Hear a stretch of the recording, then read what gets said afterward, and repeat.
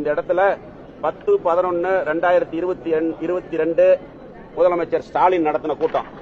இதே ரவுண்டானாவில் deputy CM வந்து அன்னைக்கு அமைச்சராக இருந்திருப்பார். அன்னைக்கு அவர் வந்து நடத்தின கூட்டம் அதே ரவுண்டானா.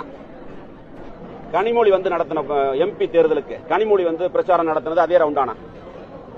எங்களுடைய பொதுச் செயலாளர் முதலமைச்சராக இருந்த பொழுது அவங்களுக்கு கரூர் பேருந்து நிலையம் அருகே நடைபெற்ற பிரம்மாண்டமான கூட்டத்தில் எழுச்சி உரையாற்றினார். இது யாருடைய புக்ல யாருடைய இதுல அக்கவுண்ட்ல போட்டிருக்காங்கன்னு பாத்துக்கங்க. நாங்க அனுமதி கொடுத்திருக்கிறோம்.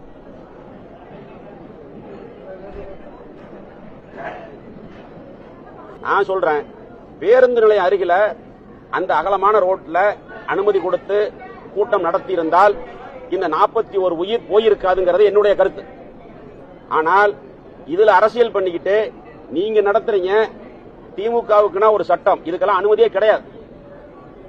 திமுகவுக்குனா ஒரு சட்டம், மற்ற கட்சிகளுக்குன்னா ஒரு சட்டம். இதுதான் இன்னைக்கு கரூர் நடந்துகிட்டு இருக்குது.